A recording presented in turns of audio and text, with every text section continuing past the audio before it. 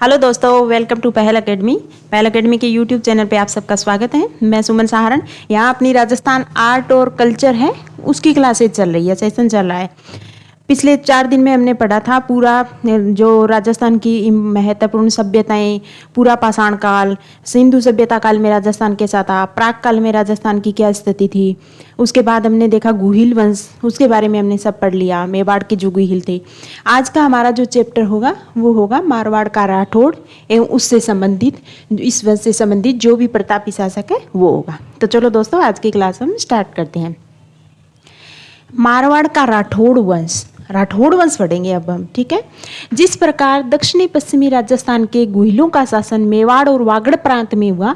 देखो, कल हमने अच्छे से इतने दिन ये पढ़ा था कि दक्षिणी पश्चिमी राजस्थान में कौन था, गुहिल वंश था, जिसका शासन था मेवाड़ और वागड़ प्रांत में, ठीक है।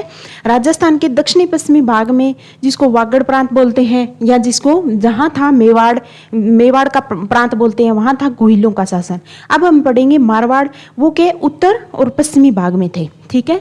उसी प्रकार राजस्थान के उत्तरी और पश्चिमी भागों में राठौड़ों के राज्य स्थापित हुए। तो राजस्थान के उत्तर पश्चिमी भाग में किसका शासन था, उत्तर पश्चिमी में,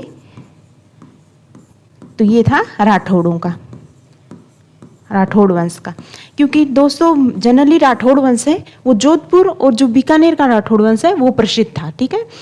राठौड़ों की उत्पत्ति का विषय विवादास्पद है। विभिन्न ताम्रपत्रों, शिलालेखों, प्राचीन पुस्तकों में राठौड़ वंश की उत्पत्ति को लेकर भिन्न भिन्न मत प्रचलित है। हमने पढ़ लिया था राजपूतों की उदय के से संबंधित जो विभिन्न मत है उनका परीक्षण कर लिया था हमने अच्छे से।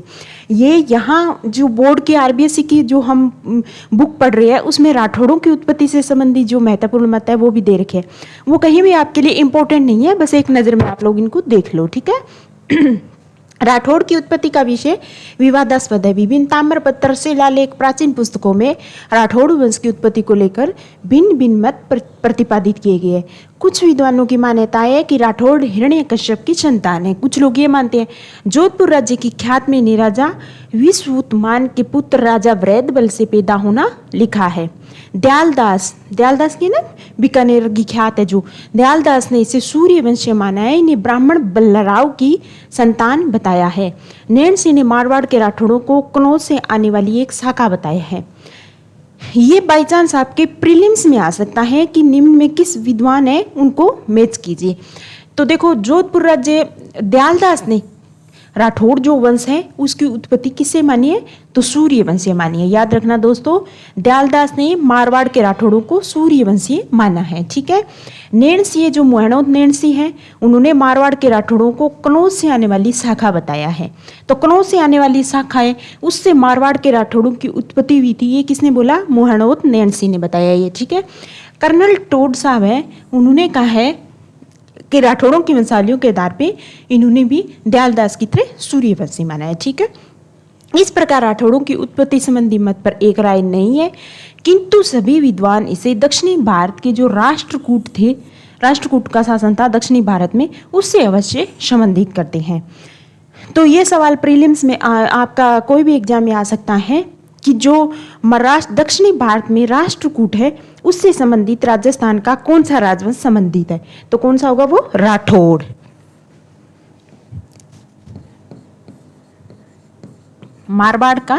मारवाड़ के राठौड़ होंगे जो दक्षिणी भारत के राष्ट्रकूट है उससे संबंधित है, ठीक है। ये सवाल आपका बन सकता है। अब मारवाड़ के राठौड़ कहाँ तक इनका क्षेत्र था, तो मैंने बोला वैसे तो उत्तर पश्चिमी भारत राजस्थान में थे, पर जनरली था दोस्तों जोधपुर और बीकानेर के राठौड़ ज़्यादा प्रसिद्ध है, ठीक है। जोधपुर के राठौड़ों का मूल पुरुष, अब जोधपुर मूल स्थान था तो वहाँ आदि पुरुष था सिंहा। तो राठौड़ वंश का संस्थापक कौन था, आदि पुरुष कौन थे, सिंहा थे, जिसे कनौज के जो गहड़वाल जयचंद है, जिसका पृथ्वीराज और जिनके बीच युद्ध हुआ था, गहड़वाल जय शोंगिता स्वयंवर जिनका फेमस है, तो कनौज के जो गहड़वाल जयचंद का वंशज माना जाता है ये आदि पुरुष जो सिंहा थे। सिंहा केवल मारवाड़ के एक छोटे से भाग पाली के उत्तर पश्चिम में अपना राज्य स्थापित किया, ठीक है। चलते हैं आगे।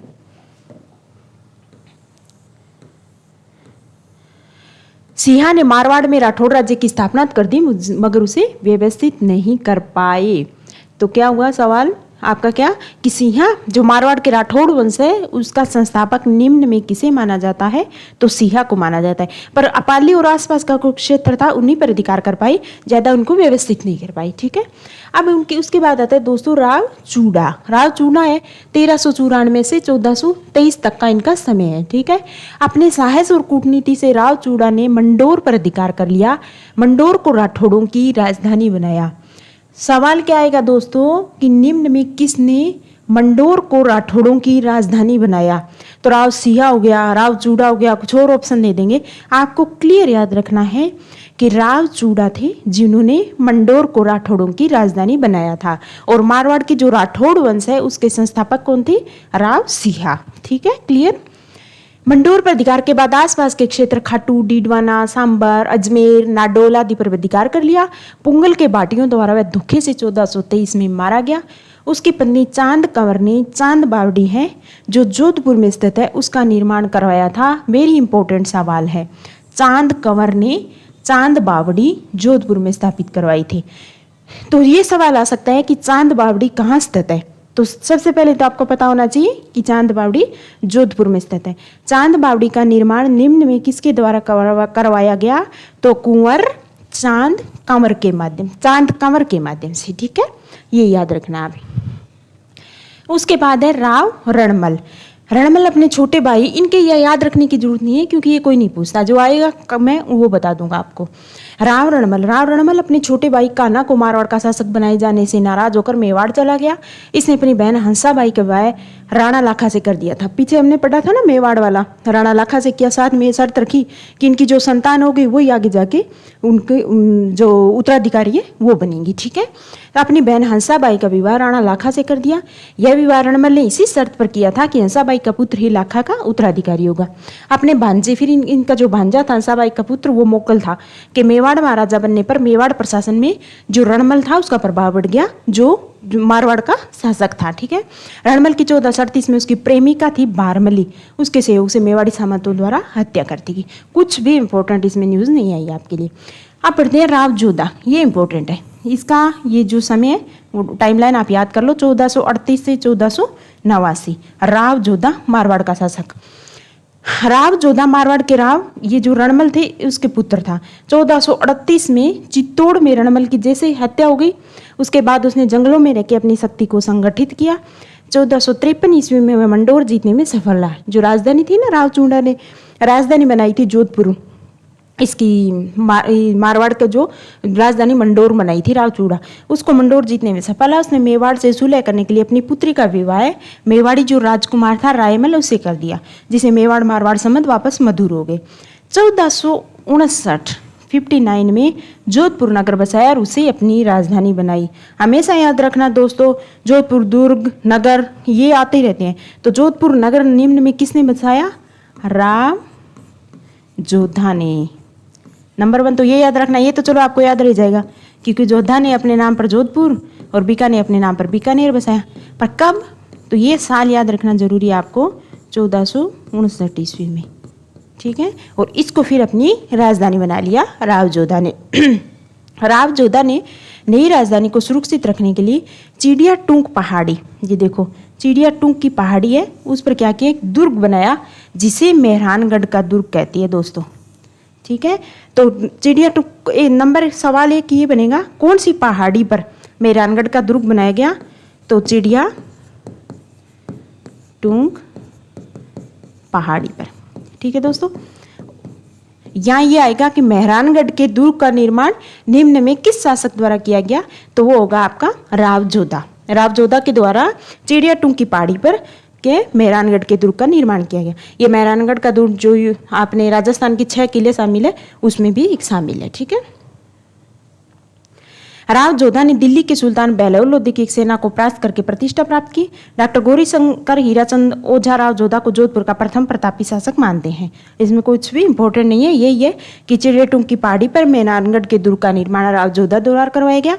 1459 ईस्वी में जोधपुर नगर का निर्माण करवाया गया।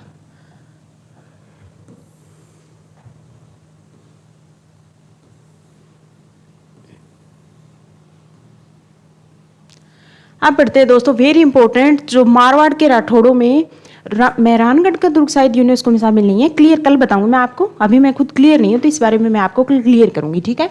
पर वो इतना इंपॉर्टेंट नहीं था, क्योंकि मारवाड़ के राठौड़ों में ये वो वन लाइनर कुछ छोटे मोटे सवाल आपके आ जाए तो आ सकते हैं। मारवाड़ के राठौड़ों में किसने मारवाड़ वंश की स्थापना की थी, मंडोर को राजधानी किसने बनाया था, जोधपुर नगर किसने बसाया था, कब बसाया था 1467 में, मेहरानगढ़ के दुर्ग का निर्माण किसने किया था, ये सब वे इंपॉर्टेंट, बस इतने ही फैक्ट थे जो आपके लिए इंपॉर्टेंट थे।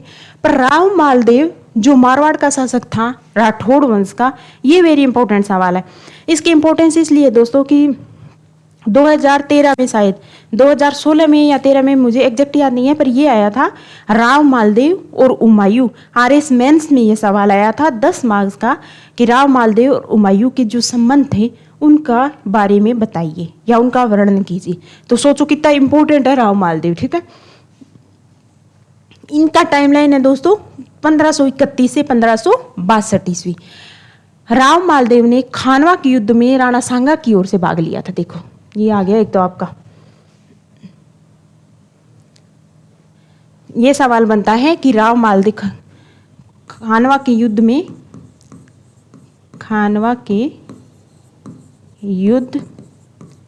में राव मालदेव ने किसकी ओर से भाग लिया था।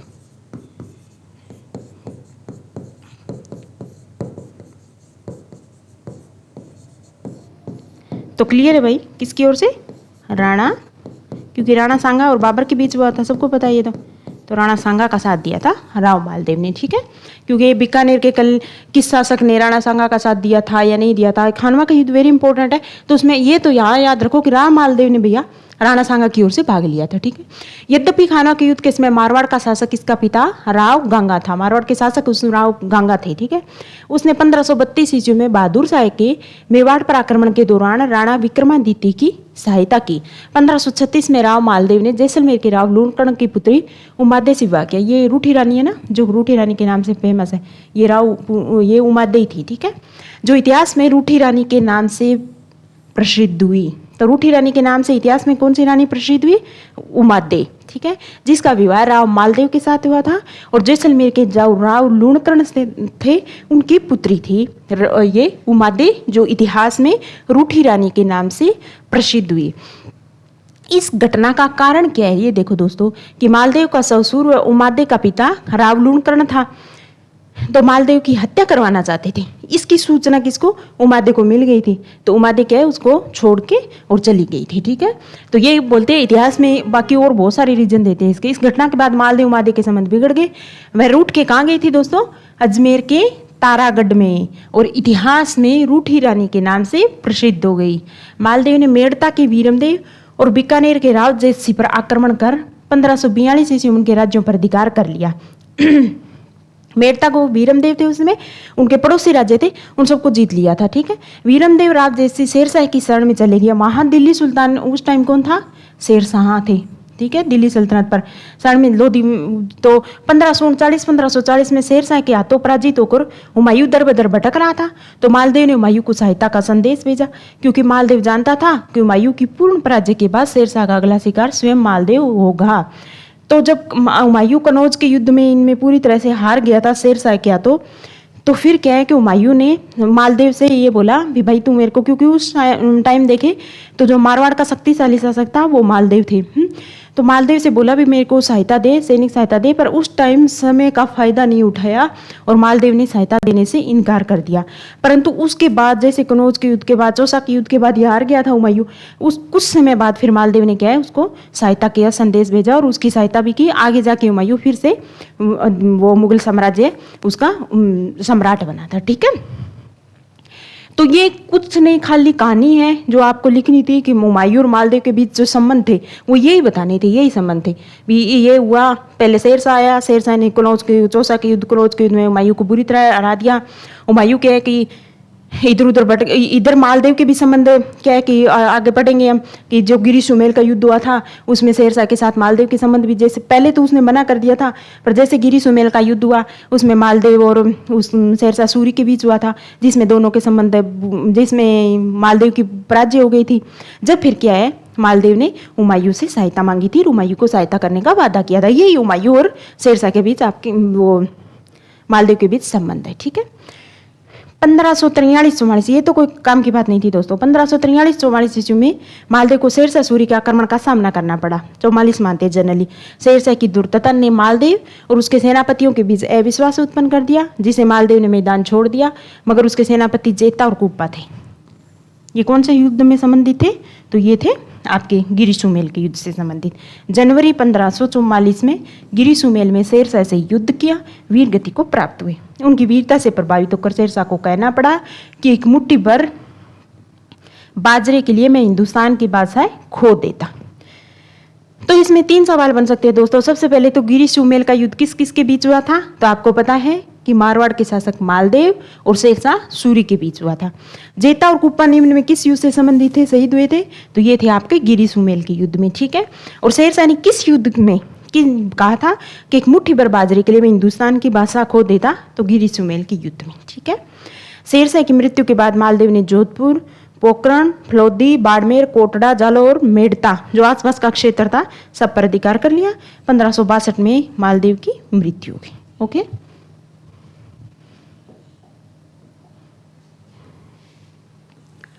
अगला है दोस्तों रावचंद्र सेन। रावचंद्र सेन 1562 से 1581, इसको मारवाड़ का राठौड़ प्रताप बोलती है, ठीक है, मारवाड़ का प्रताप, क्योंकि रावचंद्र सेन ने भी जो मेवाड़ के शासक प्रताप थे, राणा प्रताप, उनकी तरह अधीनता स्वीकार नहीं की थी, ठीक है। तो आगे पढ़ेंगे कैसे। राम मालदेव ने अपने सबसे बड़े पुत्र राम से अप्रसन्न होकर उसे राज्य से निर्वासित कर दिया। दूसरे पुत्र उदय सिंह से भी मालदेव खुश नहीं था, अतः उसे भी अपना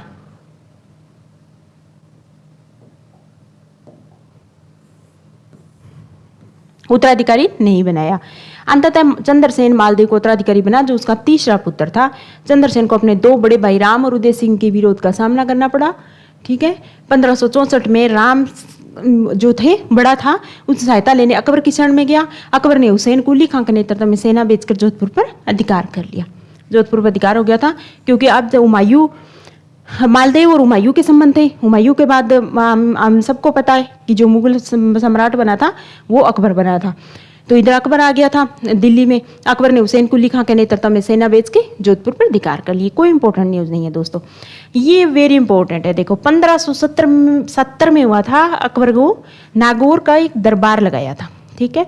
इसमें ये बोला था कि राजपूताना के जो भी शासक हैं वो आए इसमें नागौर दरबार में, और जो उसकी अधीनता स्वीकार करते थे वो सब यहाँ आए थे, ठीक है। तो अकबर ने नागौर दरबार कब लगाया था? तो याद रहना चाहिए 1570 ईस्वी में। तो इसके दौरान चंद्रसेन भी जोधपुर प्राप्ति की आशा से, क्यों जोधपुर पर अधिकार कर लिया था, तो जोधपुर प्राप्ति की आशा से नागौर पहुंचा, मगर अकबर का उसके भाई राम और उदय सिंह की ओर से झुकाव देखे उसने नागौर छोड़ दिया और संघर्ष का रास्ता चुना। अकबर ने बीकानेर के राय सिंह को जोधपुर का उत्तराधिकारी नियुक्त कर दिया, क्योंकि बीकानेर के राय सिंह थे वो अकबर की अधीनता स्वीकार पहले ही कर चुके थे। उसको जोधपुर का अधिकारी नियुक्त कर दिया और चंद्रसेन को मारवाड़ से सहायता मिलने इस मार्ग से गुजरात में हानि पहुंचाने की संभावना समाप्त कर दी। कुछ इंपॉर्टेंट नहीं है। 1570 में नागौर दरबार लगा था, सभी आए थे उसमें, जो बीकानेर के, जैसलमेर के राय आए थे, बीकानेर के राय सिंह, सब आए थे ये लोग। तो यहाँ ये चंद्रसेन भी पहुंचा, पर इसने देखा कि मुगल सत्ता है, उसका झुकाव उनके भाइयों की तरफ है, तो फिर ये नागौर दरबार छोड़ के चला गया और संघर्ष का रास्ता अपना लिया। बस इतनी सी बात है। 1565 ईस्वी में जोधपुर को छोड़ने के बाद चंद्रसेन ने कुछ समय तो भादराजोड़ में रहकर मुगलों की फौजों का मुकाबला किया, परंतु जब मुगल सेना ने उसे चारों ओर से घेर लिया तो वहां से हटकर उसने सिवाना में अपना मोर्चा बनाया, ठीक है। सिवाना का गढ़ और पहाड़ी भाग दुर्गम थे।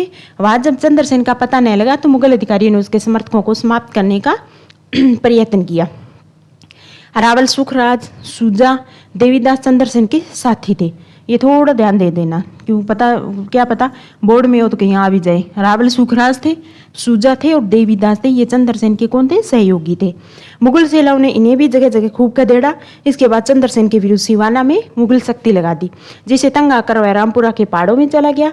यह जानकर कि मुगलों की छोटी सेना के लिए इतनी विस्तृत पहाड़ी प्रदेश को घेरना कठिन था, बादशाह ने सेना में वृद्धि कर दी, फिर भी चंद्रसेन हाथ में आ सका। सिवाना से निकलकर चंद्रसेन पिपलोद, वहां से काणूजा के पहाड़ों में चला गया। आसपास लूट खसोट आरंभ कर दी। इस नीति से मारवाड़ में लोग अप्रसन्न हो गए, ठीक है, क्योंकि लूट खसोट किसको पसंद है। ऐसी स्थिति में उसे मारवाड़ छोड़कर सिरोही, फिर डूंगरपुर, बांसवाड़ा में शरण लेनी पड़ी। फिर भी मुगल सेना ने उसका पीछा न छोड़ा। इस प्रकार निरंतर मुगलों से चंद्रसेन संघर्ष करता रहा। 1581 में मृत्यु तक जारी रहा। विश्वेश्वरनाथ रेव ने चंद्रसेन की तुलना महाराणा प्रताप से की है। इस वजह से की है दोस्तों कि जैसे राणा प्रताप है मेवाड़ का शासक, उसने भी क्या किया था, जंगलों में रह के छापामार युद्ध प्रणाली है उसके माध्यम से निरंतर मुगलों का संघर्ष किया था, जब तक अपनी मृत्यु के अंतिम चरण तक। यही राव चंद्रसेन ने किया, जो मारवाड़ का शासक है। इसी वजह से राव चंद्रसेन है, उसको मारवाड़ का प्रताप कहा जाता है। और इसकी तुलना किसने की है, विश्वेश्वरनाथ रेव ने। याद रखो दोस्तों इसको, विश्वेश्वरनाथ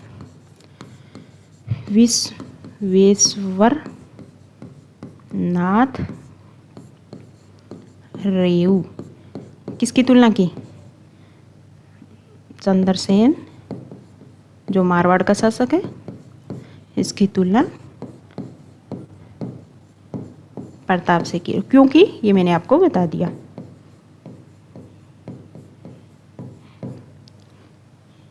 जिसे उसी के समान मुगल शक्ति का सामना करना पड़ा और पहाड़ों में भटकने के बाद भी मुगलों की दीनता स्वीकार नहीं की। इसी कारण इसको मारवाड़ का प्रताप कहा जाता है। ओके, चलते हैं आगे। चंद्रसेन को मारवाड़ का प्रताप भी कहा जाता है। ये हो गया अपना।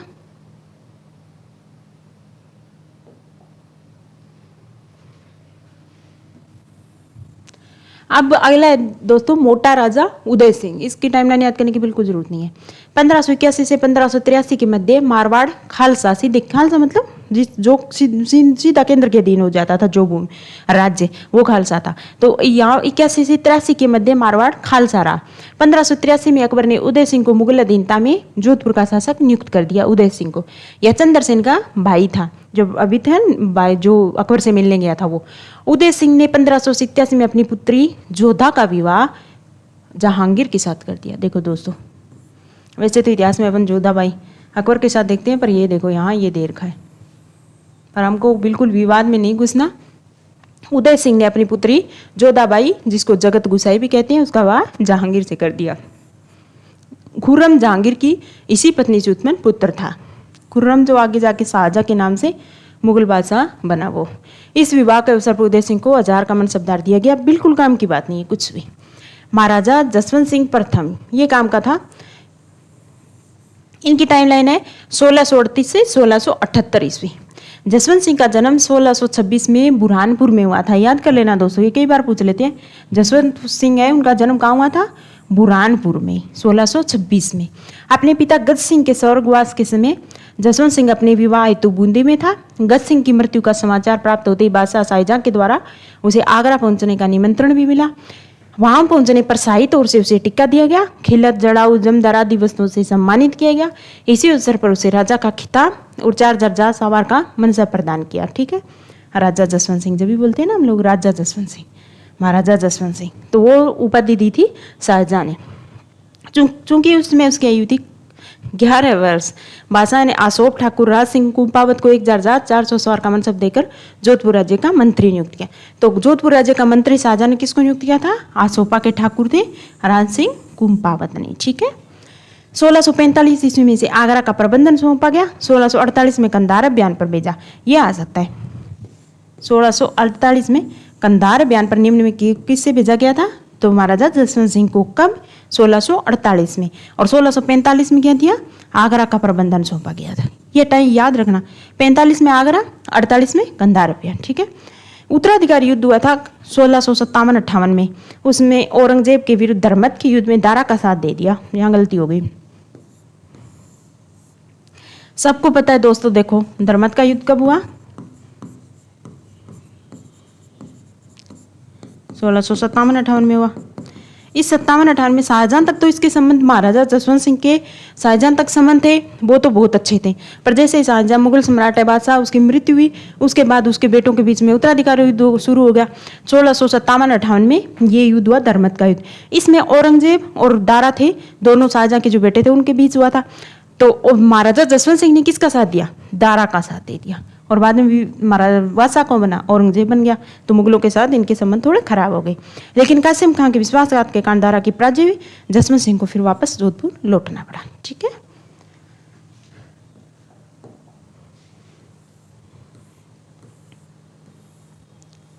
जसवंत सिंह के जोधपुर पहुंचने पर उसकी उदयपुरी रानी देखो, उदयपुरी रानी ने किले के द्वार खोलने से इनकार कर दिया और कहलवा भेजा कि राजपूत यहाँ तो युद्ध से विजयी लौटते हैं या वहां पर मर मिटते हैं, महाराजा पराजय के बाद नहीं लौट सकते। यह कहकर वह सती होने की तैयारी करने लगी। अंत में रानी की मां के समझाने, जसवंत सिंह द्वारा पराजय का बदला लेने का वचन देने पर दुर्ग के द्वार खोले गए। इस कथा की सत्यता पर संदेह किया जाता है, किंतु इस कथा को श्यामल दास ने मान्यता दी है। ठीक है, श्यामल दास ने इस कथा को थोड़ी बहुत मान्यता दी है। और रानी कौन थी? वो उदयपुरी रानी थी। और कौन से युद्ध में? जो धर्मत का युद्ध था, वो हार गए थे। तो जो उसमें क्योंकि दारा का साथ दिया था जसवंत सिंह ने, उस युद्ध से हार हो गई। तो जो महाराजा क्योंकि औरंगजेब शासक बन गया था, तो महाराजा जसवंत सिंह जोधपुर आ गए जब उनकी उदयपुरी रानी ने उनको ये कथन कहे थे। ठीक है, थोड़ी याद रख लेना कहानी। 5 जनवरी 1659 को खजवा के मैदान में, खजवा का युद्ध हो गया था। औरंगजेब और जसवंत सिंह के आपसी अविश्वास के कारण वैसाइड डेरे को लूटकर जोधपुर रवाना हो गया। खजवा का युद्ध कब हुआ था? 5 जनवरी 1659 को। वही खजवा का युद्ध हुई औरंगजेब और उसके बीच, दारा के बीच।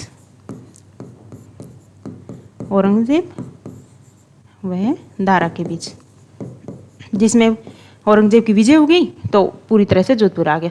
बाद में जय सिंह की मध्यस्थता से, जय सिंह कौन थे? ये कछवाहा शासक था जयपुर आमेर का, तो जय सिंह थे। उनकी मध्यस्थता से जसवंत सिंह मुगल सम्राट औरंगजेब के बीच थोड़ा मनमुटाव कम हुआ था। तो किसकी मध्यस्थता में जसवंत सिंह मुगल सम्राट औरंगजेब के बीच मनमुटाव कम हुआ?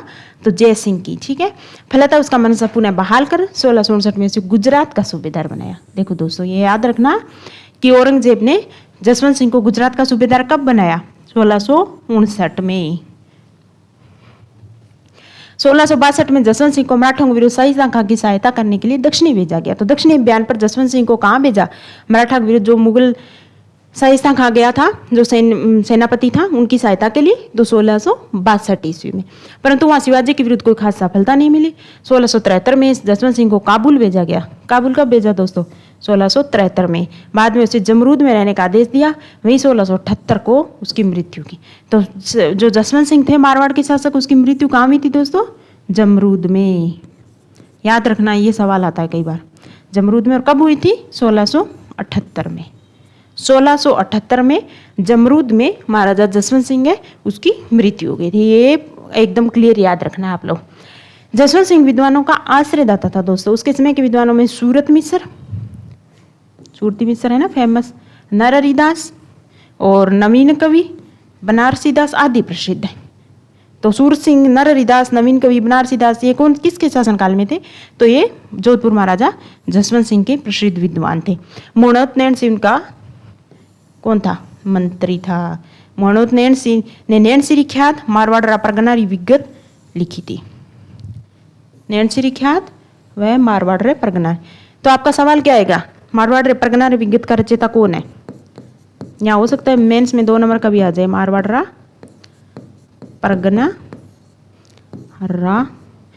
परगना री विगत, जिसमें मारवाड़ का इतिहास दिया हुआ है, मारवाड़ की स्थिति, आर्थिक स्थिति, जनगणना संबंधी सारे आंकड़े दिए हुए। तो इसका कौन है रचयिता? मोहनोत नैनसी।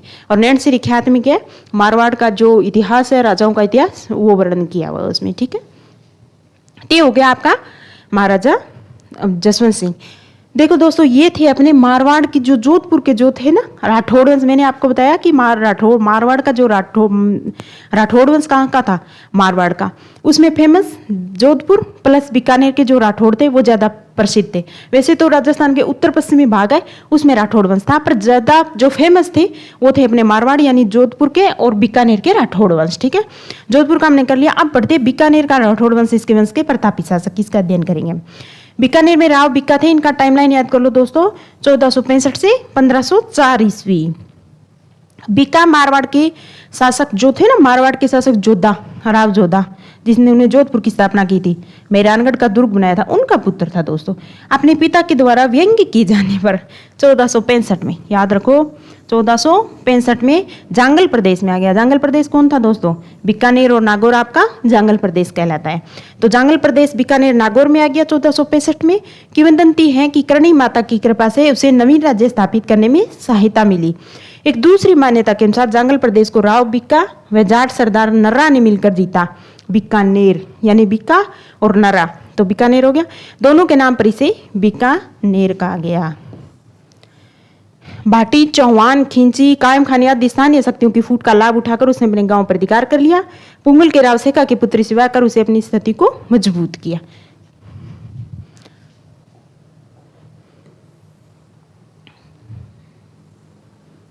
चौदह सौ 88 में बीकानेर की स्थापना कर राठौड़ सत्ता का दूसरा केंद्र बना दिया भैया। देशनोक में करणी माता के मूल मंदिर का निर्माण करवाया। तो इसमें वेरी इंपॉर्टेंट चीज क्या आई आपकी, 1488 ईस्वी बीकानेर की स्थापना। तो बीकानेर की स्थापना कब हुई दोस्तों, 1488 ईस्वी। और करणी माता जो देशनोक की करणी माता जो चूहों की माता के नाम से फेमस है, उसका मूल मंदिर का निर्माण किसने करवाया, तो राव बीका ने। ठीक है, राव बीका हो गया। अब पढ़ते हैं राव लूणकरण 1505 से 1526 ईस्वी। राव लूणकरण राव बीका का छोटा पुत्र था। इसने नागौर के शासक मोहम्मद खां को हराया। यह 1526 में डोसी के युद्ध में नारनौल के नवाब अबी मीरा से लड़ता हुआ मारा गया। डोसी का युद्ध हुआ था, कब हुआ था, 1526 में हुआ था।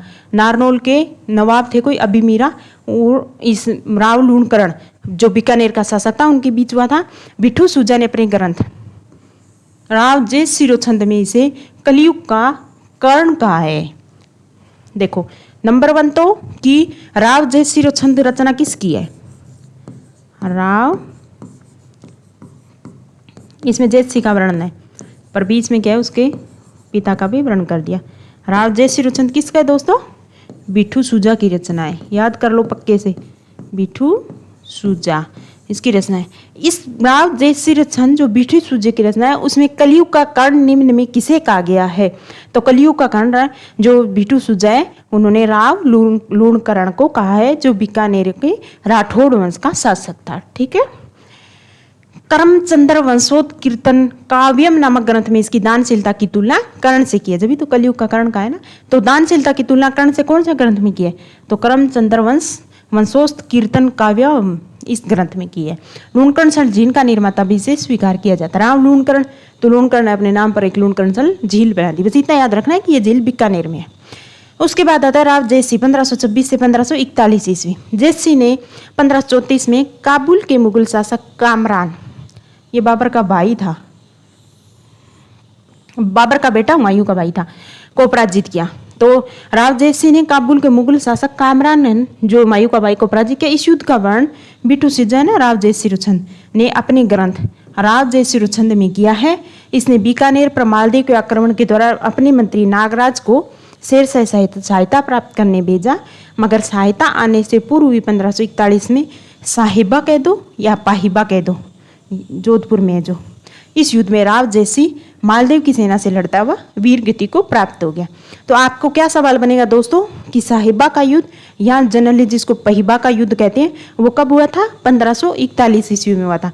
किस किस के बीच हुआ था, तो जो मालदेव जो जोधपुर का राठौड़ वंश उसका शासक और राव जयसी के बीच में हुआ था, जिसमें राव जयसी की पराजय हुई थी। ठीक है, याद रखना है साहिबा या पाहिबा का युद्ध किस किस के बीच, राव जयसी और मालदेव के बीच 1541 में, और राव जयसी की इसमें क्या है मृत्यु हो गई थी। अब आ गया राव कल्याणमल 1541 से 1577। कल्याणमल ने खानवा के युद्ध में राणा सांगा की ओर से भाग लिया। ये देखो दोस्तों, मैंने कहा था ना, कल्याणमल बीकानेर का शासक था और खानवा के युद्ध में किसकी ओर से भाग लिया था, जो 1527 में हुआ था, राणा सांगा की ओर से भाग लिया। कल्याणमल ने 1544 में गिरी से मेल के युद्ध में मालदेव की ओर, सिरसा की ओर से भाग लिया। वेरी इंपॉर्टेंट सवाल ये तो कल्याणमल ने खानवा के युद्ध में तो राणा सांगा का साथ दिया था, पर गिरी सुमेल का युद्ध हुआ था मालदेव, अभी हम पढ़ के आए हैं, मालदेव के बीच में हुआ था और शेरशाह सूरी के बीच में हुआ था, तो वहां शेरशाह सूरी का साथ दिया था। तो आपको याद रखना है, ये सवाल नहीं आएगा, सवाल आएगा गिरी सुमेल के युद्ध में मालदेव के विरुद्ध शेरशाह की ओर से भाग लिया था किसने, राव कल्याणमल ने। इसने बटनेर के किले पर अधिकार किया। 1570 में अकबर के नागौर दरबार में उपस्थित होकर मुगल अधीनता स्वीकार की।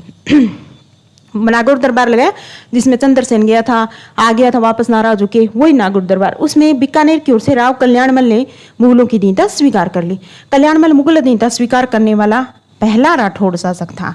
यह सवाल आएगा दोस्तों कि अकबर के नागौर दरबार में हुआ था, उसमें मुगलों की अधीनता स्वीकार करने वाला पहला राठौड़ शासक कौन था, तो ये था आपका राव कल्याणमल। ठीक है, कल्याणमल के दो पुत्र थे, एक था राय सिंह, एक था पृथ्वी सिंह। राय सिंह को अकबर ने क्या किया, उसका शासक बना दिया बीकानेर का और उसको अपने साथ ले गया पृथ्वी सिंह को। राय सिंह, पृथ्वी सिंह, राय सिंह को अकबर ने 1572 में जोधपुर का प्रशासक नियुक्त कर दिया था, वहां हम पीछे पढ़ के आए हैं। वहीं उसका दूसरा पुत्र था पृथ्वीराज, वो अकबर का दरबारी कवि बन गया था। तो पृथ्वीराज जो है ना फेमस, बेली कृष्ण रुक्मणी की रचना की थी जिसने, वो यही पृथ्वीराज है। तो बेली कृष्ण रुक्मणी की रचना निम्न में किसने की, पृथ्वीराज ने। जो बीकानेर का शासक था पृथ्वीराज, जिसको अकबर अपने साथ ले गया था, यह कल्याणमल का पुत्र था। ठीक है, अब राय सिंह जिसको जोधपुर का प्रशासक नियुक्त किया था, इधर बीकानेर का शासक भी बन गया था। तो राय सिंह 1574 में से 1612 या 1570 में अकबर के नागौर दरबार में के समय मुगल सेना में सम्मिलित हुआ था। ये हमने बोल दिया, अभी पढ़ के आए। इसने अकबर के गुजरात बयान कंधारे बयान में अपनी वीरता दिखाई। अकबर ने 1572 में से जोधपुर का प्रशासक नियुक्त किया। 1574 में राय सिंह महाराजाधिराज की उपाधि के साथ बीकानेर का शासक बन गया। राय सिंह ने बीकानेर के जूनागढ़ दुर्ग का निर्माण करवाया। दोस्तों याद रखना कि बीकानेर के जूनागढ़ दुर्ग का निर्माण किसने करवाया था, राव राय सिंह ने करवाया था। किले के दरवाजे पर जयमल फत्ता की पाषाण मूर्तियां भी लगा दी। किले के भीतर इसने एक प्रशस्ति लिखाई जिसे राय सिंह प्रशस्ति कहा जाता है। इसके समय में भीषण अकाल पड़ा जिसे निपटने हेतु बहुत धन खर्च किया। मुंशी देवी प्रसाद ने इससे राजपूताने का कारण कहा है। लो भैया, तो राजपूत मुंशी देवी प्रसाद ने किसे राजपूताने का कारण कहा है, तो राव राय सिंह को। याद रखना, ठीक है, राव राय सिंह को मुंशी देवी प्रसाद है, उसने राजपूताने का कर्ण का, पूरे राजपूताने का कर्ण कह दिया भाई मुंशी देवी प्रसाद ने। तो ये हो गया आपका राय सिंह। सिर्फ दो ही चीज आई है, बीकानेर के जूनागढ़ दुर्ग का निर्माण निम्न में किसने करवाया, राय सिंह ने। राय सिंह प्रशस्ति किसने लिखवाई, राय सिंह ने। और मुंशी देवी प्रसाद ने किसे राजपूताने का कर्ण की संज्ञा दी है, तो राव राय सिंह को। क्लियर। अब राव कर्ण सिंह देखते हैं। 1631 1668 ईस्वी। कर्ण सिंह ने मुगल सम्राट शाहजहां के दक्षिणी अभियानों में महत्वपूर्ण भूमिका निभाई। जाखड़िया गांव के सीमावाद को लेकर इसका नागौर के शासक अमर सिंह से युद्ध हुआ था दोस्तों, जो मतीरे की राड़ के नाम से जाना जाता है। तो राव कर्ण सिंह और नागौर के शासक अमर सिंह के बीच में भी थी मतीरे की राड़। ये सवाल आ सकता है कि नंबर 1 तो सवाल आएगा कि मतीरे की राड़ कब हुई। आपको क्लियर बताना चाहिए कि 1544 में युद्ध हुआ था मतीरे। एक सीमा थी दोनों की, उस पर एक बेल थी मतीरे की, उसको लेकर हुआ था। तो मतीरे की राड़ का युद्ध कब हुआ था, 1644 में। किस किस के बीच हुआ था, तो बीकानेर के राव कर्ण सिंह और नागौर के अमर सिंह प्रथम के बीच। अमर सिंह प्रथम के बीच ये हुई थी दोस्तों मतीरे की राड़।